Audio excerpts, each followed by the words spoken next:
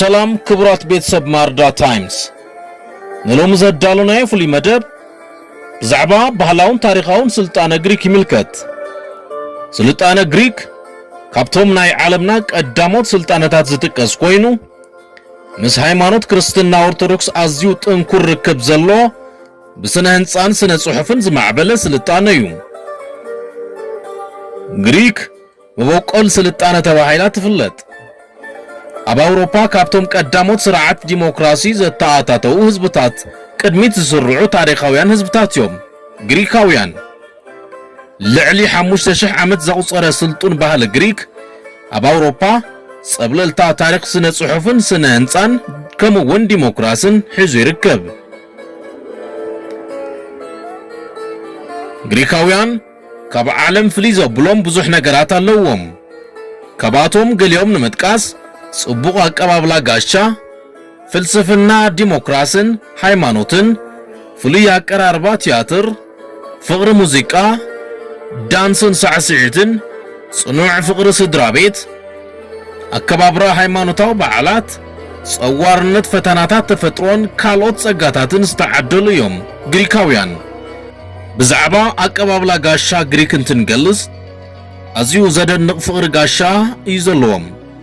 ካብ ዝተፈላለዩ ሃገራት ንግሪክ ክጉብንዩ ዝኸዱ ዜጋታት ወጻኢ ኣብ ግሪክ ከይዶም ብናጽነት ከም ዓዶም እዮም ዝንቀሳቐሱ። ውሕሉል ኣተኣናግዳ ግሪካውያን ነዞም ጎብነይቲ ፍሉይ ማቻ ይዝህቦም።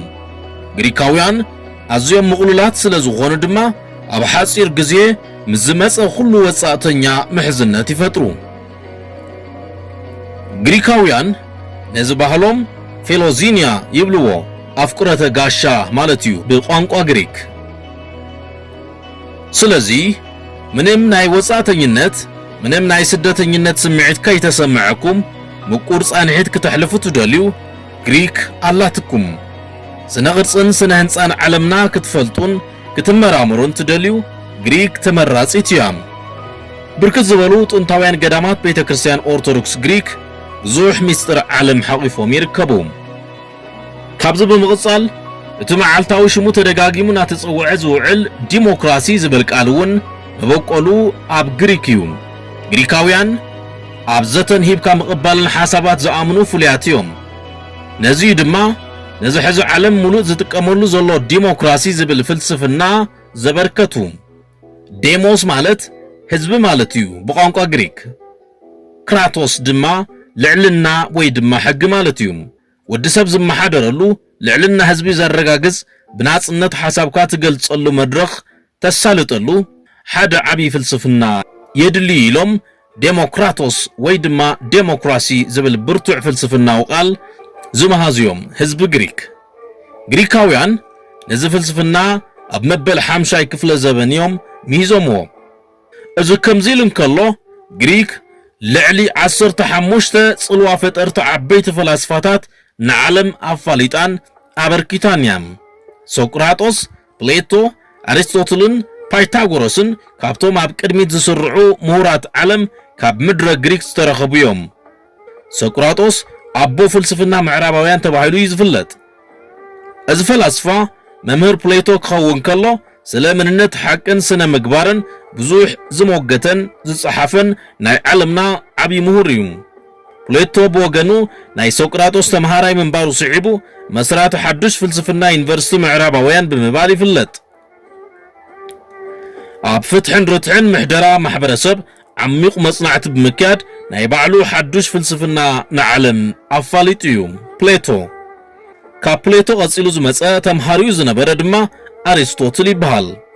ኣሪስቶትል ንኣሌክሳንደር ዘግሬት ተባሂሉ ዝፍለጥ ዓብይ ምሁር እውን መምህሩ ዝነበረ ፍሉጥ ፈላስፋ እዩ።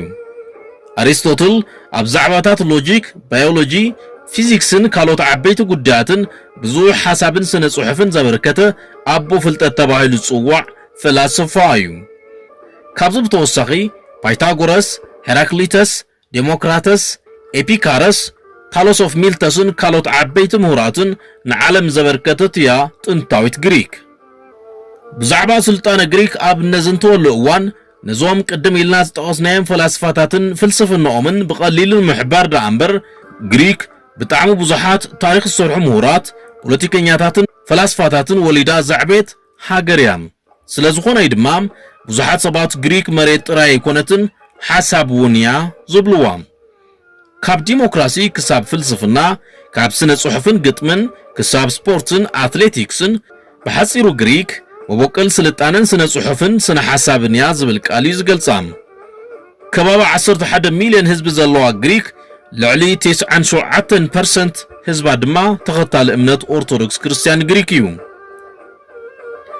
ተኸተልቲ እምነት እስልምና 2% እንትኸውን 1% ዝኸውን ህዝቢ ግሪክ ድማ ሰዓብ እምነት ካቶሊክን ፕሮቴስታንትን ከም ዝኾነ መጽናዕቲ ይሕብር ሕገ መንግስቲ ተሃገር ተዋህዶ ኦርቶዶክስ ናይ ግሪክ ሕጋዊ ማንነት ኮይኑ ይቕጽል ይብል ግሪክ 4 ጎረባብቲ ሃገራት ዘለዋ እንትኾና በሰሜን ምዕራብ አልባንያ በሰሜን መቄዶንያን ቡልጋሪያን ከምኡ ድማ ቱርኪ በሰሜን ምብራቅ ተዳውዋ በተወሳኺ ግሪክ በአዝዮም አገደስት ባሕርታት ውን ትዋሰን ኤጂኒያ ኢዮንያንያን ሜዲትራኒያን ባሕርን ብዝተፈላለዩ ሸነኻት ግሪክ ዝርከቡ አገደስት ባሕርታት እዮም ቋንቋ ግሪክ ሃገራዊ ቋንቋ እንትኸውን ልዕሊ 95 ሚእታዊ ህዝቢ ግሪክ ዝዛረቦ ቋንቋ እዩ بتوسخ ون وحد كسر زلوم كم ألبانيا تركيش سلافيك أرومانيان زبهالو قوانقواتات يزرب يوم أب غريك